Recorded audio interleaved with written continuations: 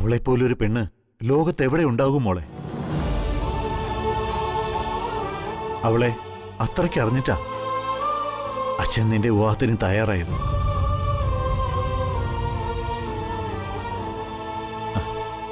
എന്തു ചെയ്യാം, വിധി അവളെയും നിന്നെയും സഞ്ജുവിൽ കുരുക്കിയിട്ടു.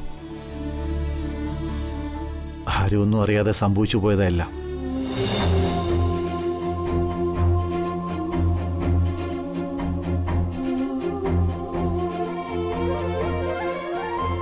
നീ നിന്നെ മനസ്സിലാക്കാൻ എന്നോട് പറയുന്നു. നിന്റെ മുന്നിൽ ഒരു ശരിയേ ഉള്ളൂ. നീ തെറ്റായി കരുതുന്ന നിന്റെ തെറ്റുകളുടെ കൂമ്പാരത്തിൽ നിന്ന് ശരികൾ കണ്ടെത്താൻ നിനക്ക് കഴിയുന്നുമില്ല. അല്ലെങ്കിൽ നീ അതിന് ശ്രമിക്കുന്നില്ല. മോളെ, എനിക്ക് നിന്നോടിപ്പോഴും ഒന്നേ പറയാനുള്ളൂ. ഈ ശ്രമത്തിൽ നിന്ന് നീ പിന്മാറണം. നീ കണ്ട അഡ്വക്കേറ്റിനെ വിളിച്ച് വിവരം പറയണം. ആലോചിക്കാൻ നിന്റെ ചുട്ടുപഴുത്ത മനസ്സിന് സമയം കൊടുക്ക്. അച്ഛൻ പറയുന്നതിൽ എത്ര നേരുണ്ടെന്ന് എൻ്റെ മോൾക്ക് മനസ്സിലായി തുടങ്ങും. പിന്നെ നിനക്ക് സമ്മതമാണെങ്കിൽ 1 or 2 ആഴ്ച നമുക്ക് കൂനൂര് പോയി താമസിക്കാം. ഒരു ചേഞ്ചാ നമുക്ക് വേണ്ടത്. അതെ അച്ഛാ, എനിക്ക് വേണ്ടതൊരു ചേഞ്ച് തന്നെയാ. മനസ്സമാധാനോ അതെനിക്ക് കിട്ടണമെങ്കിൽ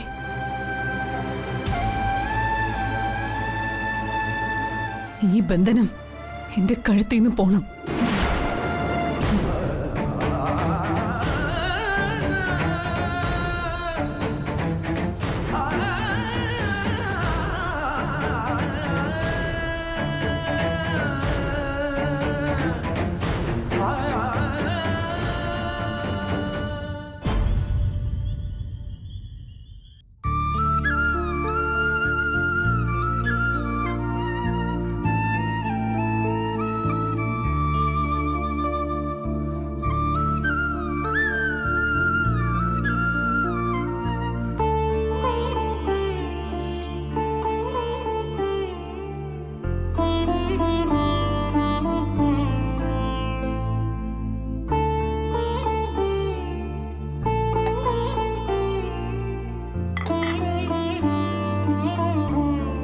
അമ്മേ, എഴുന്നേക്ക്, ഇത്തിരി കഞ്ഞി കുടിച്ചേ. വേണ്ട മോളെ, ഇത്തിരിയെങ്കിലും കഴിക്കമ്മേ. എണീറ്റേ.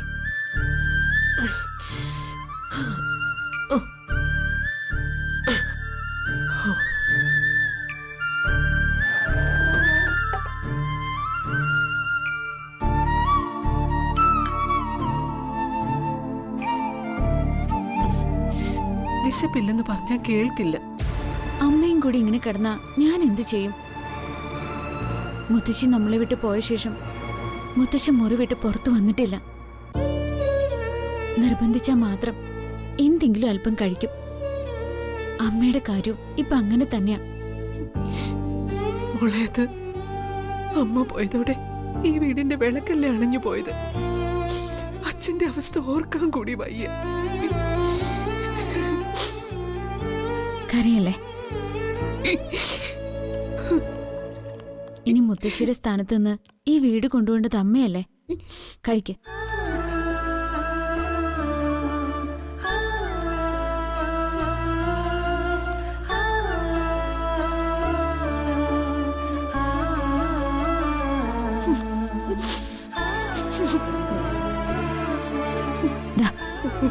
മതി മോളെ.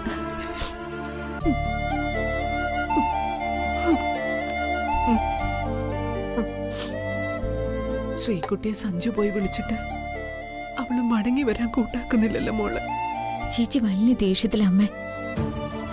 അവള് പോകുന്ന കാര്യം എന്നോട് പറഞ്ഞത് കൂടിയില്ല. പറഞ്ഞിരുന്നെങ്കിൽ ഞാൻ അവളെ പിടിച്ചു നിർത്തുമായിരുന്നു. ഞാൻ പലവട്ടം അവളെ വിളിച്ചതാ, ഫോൺ എടുക്കുന്നത് കൂടിയില്ല. അമ്മ ചേച്ചിയുടെ അമ്മയെ വിളിച്ചില്ലേ? വിളിച്ചു, പക്ഷെ കാഞ്ചനയ്ക്ക് പറയാൻ മറുപടി ഒന്നുമില്ല. അവള് കാഞ്ചനയോട് ഒന്നും വിട്ടു പറയുന്നില്ല.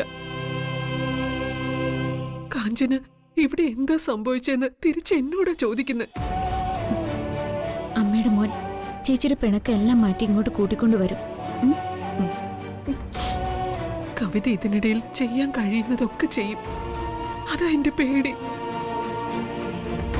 അമ്മയുടെ മരണം കൂടി ആയപ്പോ വല്ലാത്തൊരു ഭയം എന്റെ മനസ്സിനെ വല്ലാതെ പിടിമുറുക്കാൻ തുടങ്ങിയിട്ടുണ്ട്. എന്തൊക്കെയോ വലിയ ആപത്തുകൾ ഇനിയും വരാൻ കാത്തു നിൽക്കുന്നത് പോലെ. ശ്രീകുട്ടി കടുത്ത തീരുമാനങ്ങളിലേക്ക് പോകരുതെന്ന് ഇപ്പൊ എന്റെ പ്രാർത്ഥന. എല്ലാം ശരിയോ അമ്മേ, ഞാനല്ലേ പറയുന്നേ. അമ്മ കുറച്ചുകൂടി കഞ്ഞി കഴിക്കാം, ഈ ക്ഷീണമൊക്കെ അങ്ങ് മാറട്ടെ. മതി മോളെ, ഞാൻ പിന്നെ കുടിച്ചോളാം. അവിടെ വെച്ചേക്ക്.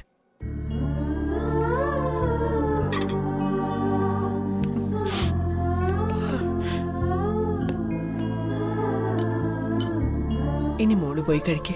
ചെല്ല്.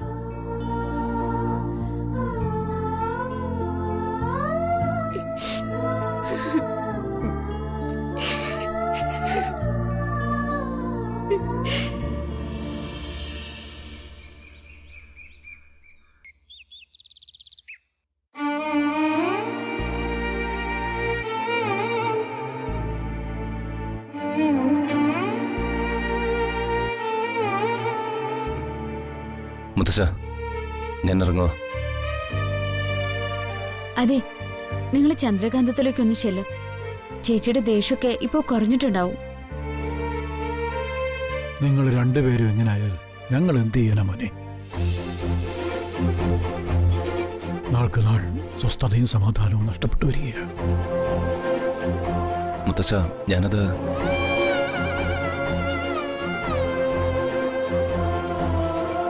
മുത്തശ്ശനി എന്ത് പ്രതീക്ഷ മോനെ ഉള്ളത്? ഉണ്ടായിരുന്ന ഊന്നുവടിയെ നഷ്ടപ്പെട്ടു. കട്ടലിൽ കിടത്താതെ കണ്ണടയണം.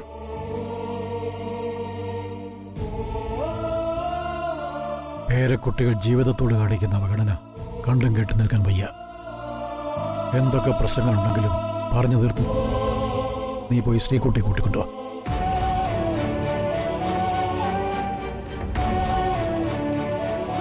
അച്ഛൻ പറയുന്നത് നീ ഒന്ന് കേൾക്ക് മോനെ. ഞാനും നിന്റെ കൂടെ വരാം. നമുക്ക് അങ്ങോട്ട് പോവാം. ശ്രീദേവിയോട് ചെല്ല്.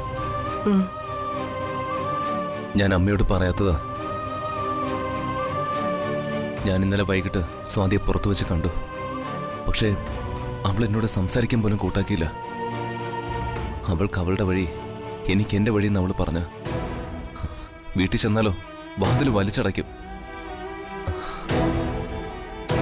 ഇനി ഞാൻ എന്ത് ചെയ്യണമെന്ന് നിങ്ങൾ പറയുന്ന?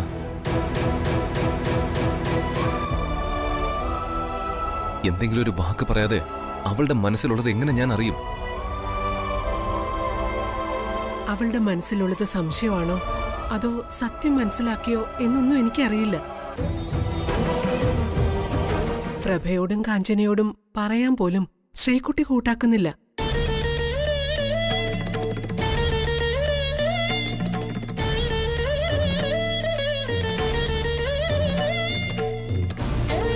ഇത്രയൊക്കെ ചെയ്തു വെച്ചിട്ടും കവിത അതേപ്പറ്റി ആരോടെങ്കിലും എന്തെങ്കിലുമൊക്കെ പറഞ്ഞു? നീ അവരോട് ചോദിച്ചില്ലേ? കാരണമൊന്നും കവിതേച്ചി പറഞ്ഞില്ല. സ്വാതി അഭിമാനമുള്ള പെണ്ണാണെങ്കിൽ മംഗലശ്ശേരിയിൽ കാല് കുത്തില്ലെന്ന് മാത്രം പറഞ്ഞു.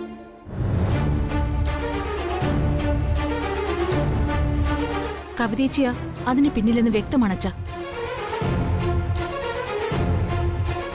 സഞ്ജുവിനെ അമ്മൂനെയും ചേർത്ത് തന്നെയാണോ കവിത പറഞ്ഞിരിക്കുന്നത്?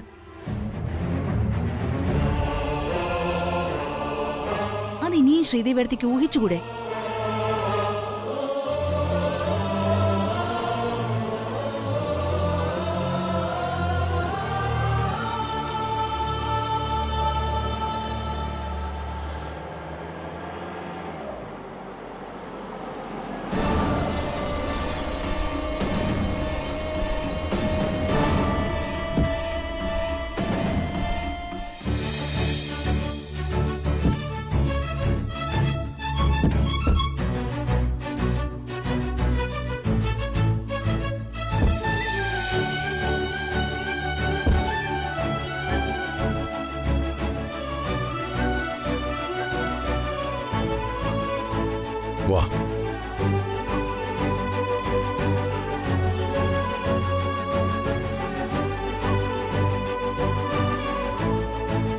ആരോ വന്നു.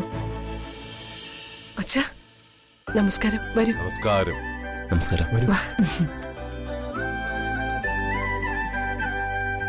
ഇരിക്കൂ. ഇരിക്കെ. പണിക്കരെ വന്നൊന്ന് കാണാൻ ഇപ്പോഴാ സാധിച്ചത്. വസുമതി അമ്മയുടെ മരണത്തിന് ഞാൻ നാട്ടിലുണ്ടായിരുന്നില്ല. തിരുമേനി ഇരിക്കെ. ഇരിക്കെ.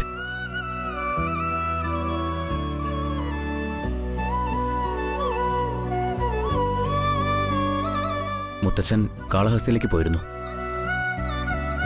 അമ്മയുടെ മരണത്തിന് വരുമ്പോ ആശ പറഞ്ഞിരുന്നു.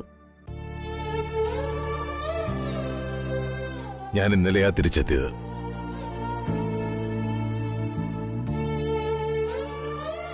അവള് മുമ്പേ പോയി തിരുമേനി. എന്റെ ഒഴിവും കാത്ത് ഞാനിരിക്കുന്നു. കർമ്മങ്ങൾ ബാക്കിയെടുക്കുമ്പോൾ പോകാൻ അനുവാദമില്ല പണിക്കരെ. 18 വർഷങ്ങൾക്ക് മുമ്പ് പോയതാ അരവിന്ദിന്റെ അമ്മ. ഞാൻ എന്റെ കർമ്മങ്ങൾ ചെയ്ത് കാലം കഴിക്കുന്നു. പണിക്കരും അങ്ങനെ ആശ്വസിച്ചാ മതി. കാവേരി ചെല്ല്. ഇരിക്കാശേ, ഇരിക്കേ.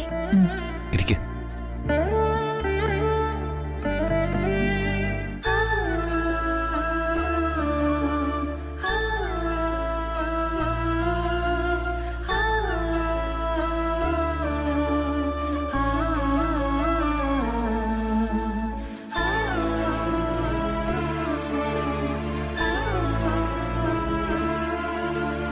അതെ അമ്മു, മൂസ തിരുമേനിയും ഗോവിന്ദന്റെ അമ്മയും വന്നിട്ടുണ്ട്. എന്താ വിശേഷിച്ച്? എനിക്ക് തോന്നുന്നത് നിങ്ങളുടെ കാര്യം സംസാരിക്കാനാണെന്ന്. കാവേരി ചേച്ചി എന്താ ഉദ്ദേശിക്കുന്ന? നിന്റെയും ഗോവിന്ദന്റെയും കല്യാണക്കാര്യം സംസാരിക്കാൻ. എന്തൊരു കഷ്ടാണിത്. ഡോക്ടറോട് ഞാൻ എന്റെ അവസ്ഥ പറഞ്ഞതാണ്, എന്നിട്ടും അതൊന്നും മനസ്സിലാക്കാൻ കഴിയുന്നില്ലല്ലോ. അമ്മു, നീ കുറച്ച് വിവേക ബുദ്ധി കാണിക്കണം. സച്ചിൻ നിനക്ക് വേണ്ടി മരിക്കാൻ വരെ തയ്യാറായതാ, എന്നിട്ടും നീ അവനെ ഒഴിവാക്കി. അന്ന് ആ കല്യാണം നടന്നിരുന്നെങ്കിൽ ഇന്ന് സഞ്ജു ശ്രീകുട്ടിയും 2 വീടുകളിലായി താമസിക്കേണ്ടി വരുമായിരുന്നോ? ഇനിയെങ്കിലും കുറച്ച് ബുദ്ധി കാണിക്ക്. അന്ന് സച്ചിക്ക് നിന്റെ ഭർത്താവാരെന്ന് അറിയില്ലായിരുന്നു. ഗോവിന്ദന്റെ കാര്യം അങ്ങനെയല്ല, എല്ലാം അവനറിയാം.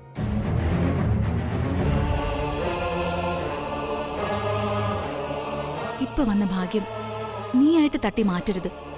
വീട്ടുകാരുടെ മുഴുവൻ പിന്തുണയും ഗോവിന്ദനുണ്ട്.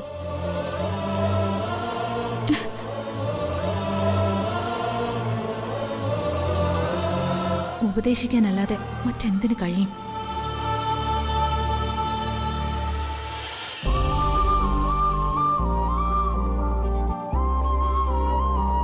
നിങ്ങൾക്ക് അങ്ങനെ തോന്നിയത് ഭാഗ്യമെന്നേ ഞാൻ പറയൂ. അമ്മുനെ എന്റെ കൊച്ചുമോളായിട്ടാണ് ഞാൻ കാണുന്നത്. സഞ്ജു ഒന്നും പറഞ്ഞില്ല. എനിക്കിതിനേക്കാൾ വലിയ സന്തോഷം എന്താ എൻ്റെ ഉള്ളത്?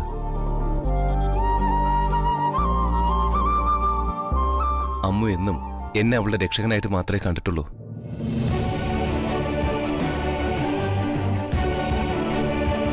എല്ലാ കാര്യങ്ങളും അവളുടെ ബന്ധുക്കളെ അറിയിച്ചിട്ടാ ലച്ചുവിനെയും കൂട്ടി ഞാൻ ഇങ്ങോട്ട് വന്നത്.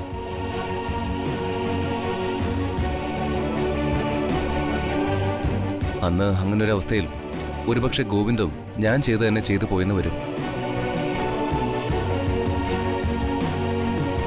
ഒരു പക്ഷേ അല്ല സഞ്ജു.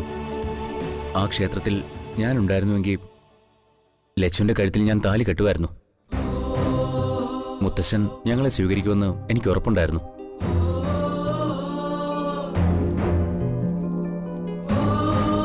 എനിക്ക് വേണ്ടി സഞ്ജു അവളെ രക്ഷിച്ച് എന്റെ കയ്യിൽ തന്നെന്ന് വിശ്വസിക്കാനാ എനിക്കിഷ്ടം.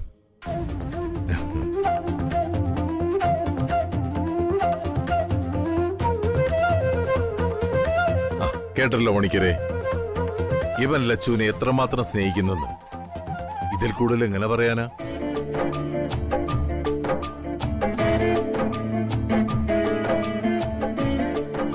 ഇതൊരു ദൈവനിയോഗമായിട്ടാണ് ഞാൻ കാണുന്നത്.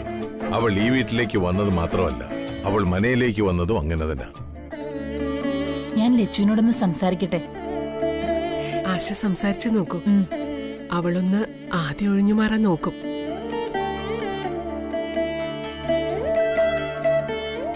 പിന്നെ ശ്രീകുട്ടി വീട്ടിൽ ചെന്ന് നിൽക്കുന്ന സമയമായതുകൊണ്ട് അനുകൂലമായി അവൾ ഒന്നും പറയില്ലെങ്കിലും മനസ്സിനൊരു ഇളക്കം വന്നുകൂടായികയില്ല.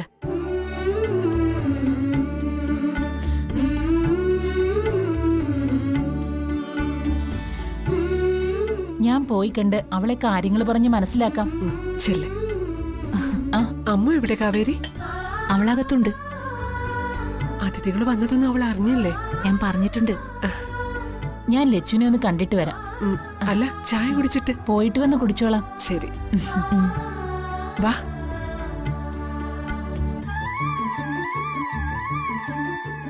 തിരുമേനി, അച്ഛ ചായ. വേണ്ട അവളെ, അവളെ കൊടുക്ക.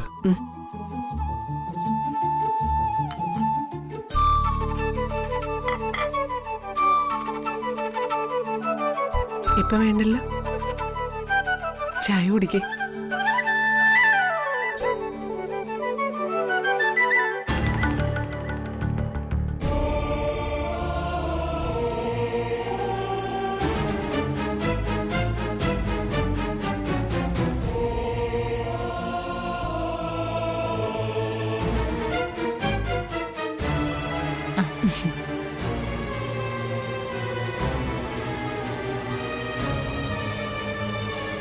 മോളെ, മോളെന്താ ഇവിടെ വന്ന് നിൽക്കുന്നേ?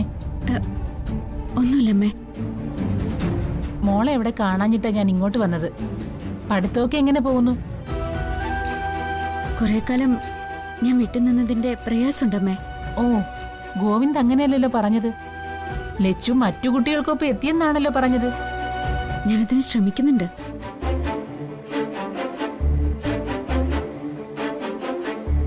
ഇവിടെ നിന്ന് പഠിക്കാൻ മോൾക്ക് പ്രയാസമുണ്ടെന്ന കാര്യം എനിക്കറിയാം. ചില കാര്യങ്ങളൊക്കെ ഗോവിന്ദ് പറഞ്ഞ് ഞാൻ അറിഞ്ഞിട്ടുണ്ട്. മറ്റൊന്നുമല്ല, സ്വാതി സഞ്ജുവിനോട് പിണങ്ങി അവളുടെ വീട്ടിൽ ചെന്ന് നിൽക്കുന്ന കാര്യം തന്നെ.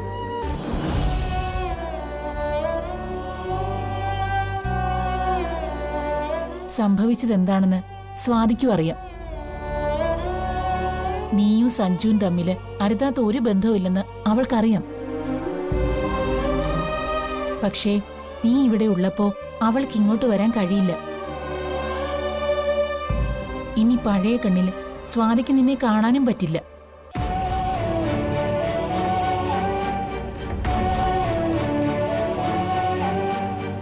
അമ്മ മോളെ സങ്കടപ്പെടുത്താൻ വേണ്ടി പറഞ്ഞതല്ല. പക്ഷേ സത്യത്തിന് നേരെ മുഖം തിരിച്ചിട്ട് കാര്യമില്ലല്ലോ. മോൾ ഇവിടുന്ന് മാറി നിൽക്കുന്നതായിരിക്കും എന്തുകൊണ്ടും നല്ലത്. അമ്മ പറയുന്നത് എനിക്ക് മനസ്സിലാക്കാൻ കഴിയുന്നുണ്ട്. ഞാൻ ആ വഴിക്ക് ചിന്തിച്ചു തുടങ്ങിയിട്ടുമുണ്ട്. ഹോസ്റ്റലിലേക്ക് മാറി നിൽക്കാനാണ് ഞാൻ ആഗ്രഹിക്കുന്നത്. ഹോസ്റ്റലിൽ നിന്ന് പഠിക്കേണ്ട കാര്യമൊന്നും മോൾക്കില്ല. ഞാൻ വന്നത് നിന്നോട് ചില കാര്യങ്ങൾ സംസാരിക്കാനാ. അനുകൂലമായ ഒരു മറുപടി മോളിൽ നിന്നുണ്ടായാൽ അത് സഞ്ജുവിന്റെ സ്വാതിയുടെ ജീവിതത്തിന് കെട്ടുറപ്പുണ്ടാക്കും. ഞാൻ പറഞ്ഞു വരുന്നത് നിന്റെയും ഗോവിന്ദിന്റെയും വിവാഹകാര്യമാ.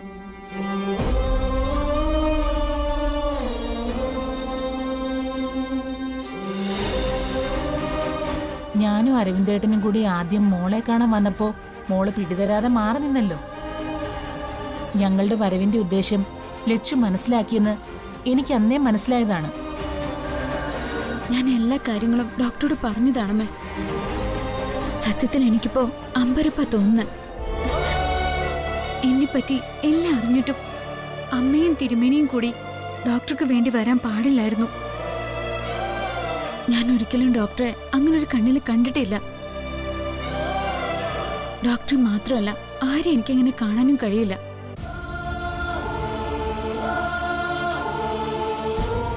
എന്നേക്കാൾ എത്രയോ നല്ല കുടുംബത്തിൽ ജനിച്ച നല്ല വിദ്യാഭ്യാസവും സൗന്ദര്യവുമുള്ള കുട്ടികൾ വേറെയുണ്ട്. ഡോക്ടർ സഹതാപത്തിന്റെ പേരിലാണോ ഇഷ്ടത്തിന്റെ പേരിലാണോ എന്നെ വിവാഹം കഴിക്കാൻ താല്പര്യം പറഞ്ഞതെന്ന് എനിക്കറിയില്ല. നിങ്ങൾ അദ്ദേഹത്തിന് ചേർന്ന് നല്ല മറ്റൊരു പെൺകുട്ടിയെ കണ്ടെത്തി അദ്ദേഹത്തിന്റെ വിവാഹം നടത്തി കൊടുക്കണം. മോളെ, ഞങ്ങള് തിരിച്ചു വന്നത് അവന്റെ വിവാഹം നടത്തിക്കൊടുക്കാനാ. നാട്ടിലേക്ക് പുറപ്പെടുന്നതിന് മുമ്പ് തന്നെ അച്ഛൻ നിന്നെ പറ്റിയുള്ള മുഴുവൻ വിവരങ്ങളും പറഞ്ഞിരുന്നു. നിന്നെ പിന്നീട് ചോദിച്ച് ഞാൻ ശ്രീദേവിയെ സമീപിച്ചിരുന്നു. നീ സമ്മതിച്ചാൽ ശ്രീദേവിക്ക് സന്തോഷമാണെന്നാ പറഞ്ഞത്. ഇപ്പൊ ഇവിടെ അച്ഛൻ അതേപ്പറ്റി സംസാരിച്ചു. സഞ്ജുവിന്റെ മുത്തച്ഛനും പൂർണ്ണ സമ്മതമാണ്. ഇപ്പോഴത്തെ പ്രതികൂല അവസ്ഥയിൽ നിന്റെ വിവാഹം നടന്നു കാണാൻ ഈ വീട്ടിലുള്ള എല്ലാവരും ആഗ്രഹം വെച്ച് പുലർത്തുന്നുണ്ട്. നീ ഒഴിഞ്ഞു മാറുന്നത് സ്വാതിയിലുണ്ടാക്കുന്ന വികാരം എന്താകുമെന്ന് ബുദ്ധിയുള്ള നിനക്ക് ഊഹിക്കാവുന്നതേ ഉള്ളൂ.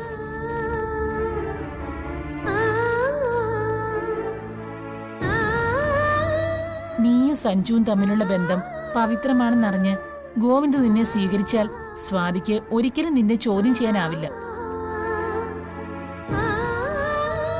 ഇനി ഒഴിഞ്ഞു മാറാതെ നീ ഈ വിവാഹത്തിന് സമ്മതിക്കണം. ഗോവിന്ദിന്റെ അച്ഛൻ പെട്ടെന്നൊരാവശ്യം വന്ന് തിരിച്ചു പോയിരിക്കുക. അതുകൊണ്ട് തന്നെ വിവാഹം ഉടനെ വേണോന്ന് ഞാൻ പറയുന്നില്ല. അരവിന്ദേട്ടൻ മടങ്ങി വരാൻ കുറച്ച് സമയമെടുക്കും. അതുവരെ വിവാഹം നീട്ടിവെക്കാം. പക്ഷേ ഒരു വിവാഹ നിശ്ചയം നടത്തിവെക്കണം.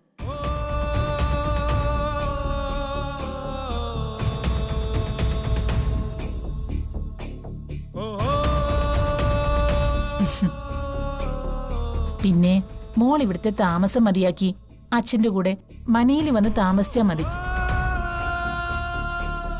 അവിടെ അച്ഛൻ മാത്രമല്ലേ ഉള്ളൂ. ഞങ്ങള് താമസിക്കുന്നത് അരവിന്ദേട്ടന്റെ തറവാട്ടില. മോളൊന്ന് സമ്മതിക്കണം. അമ്മ പറഞ്ഞൊരു കാര്യത്തിൽ ഞാനൊരു തീരുമാനം ഉടനെ എടുക്കും.